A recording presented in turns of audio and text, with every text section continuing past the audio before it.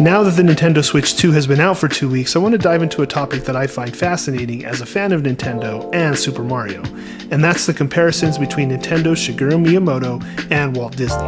Recently, more has been said about Miyamoto being the Disney of video games, and you might be surprised to hear how he really feels about it. To different fan bases, these two brands may seem like they live in separate universes.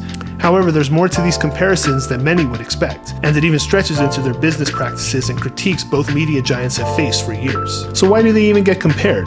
Both Shigeru Miyamoto and Walt Disney created some of the most memorable characters of all time. Mickey Mouse, Mario, Goofy, Donkey Kong, the list goes on and for both. Both men essentially built entertainment empires centered around characters that became household names. Walt Disney did it through animation and theme parks.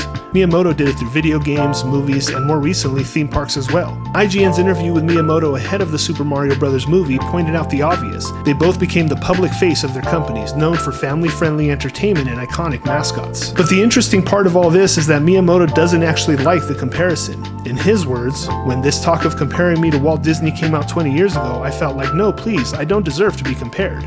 It was an incredibly humble way for Miyamoto to look at himself, and it just goes to show how different these two are. The reality is they both have different reasons for existing in this world in the first place. Miyamoto says what fascinated him about Disney wasn't Walt as a person, it was how the Disney brand became bigger than any single creator.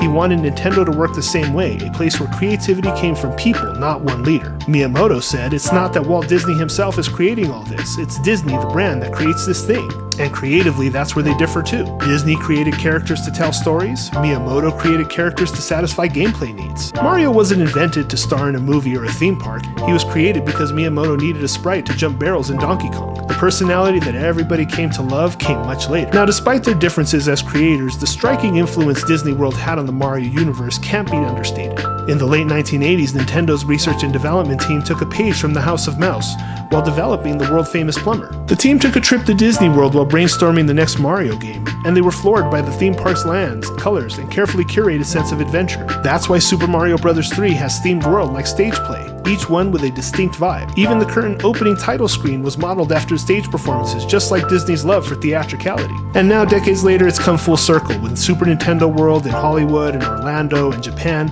transforming Nintendo from admirer to direct competitor with Disneyland. Now, despite all these fascinating creative similarities, there's also a lot of similarities in a business sense. And in the shadows, these two are not without their criticisms. They've both made headlines for business decisions that frustrate their biggest fans. Disney's been hit with aggressive copyright extensions, monopolizing the entertainment industry, steadily pricing out families from Disney parks, underpaying park employees despite record profits. And Nintendo's no angel either.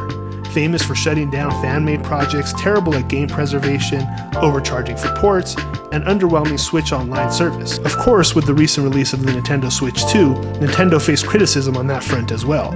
Criticized for an expensive console at $449, $80 to $90 games, $9.99 for the Switch 2 tutorial in which Wii Sports was free on the Wii. Longtime fans say this feels all too familiar, like Nintendo's charm is being overshadowed by corporate control and overpriced extras. Now, with the negative in mind, where does that leave us on their legacy? Shigeru Miyamoto might not want to be Disney, and he really isn't.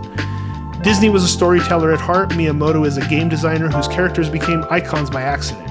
But both men knew how to create worlds people wanted to stay in. And while Disney's characters leapt off of film reels, Miyamoto's characters jumped over pits and stomped on Goombas, and then found their way into movies, theme parks, and hearts around the world. But behind both brands is a tendency to guard their kingdoms a little too closely.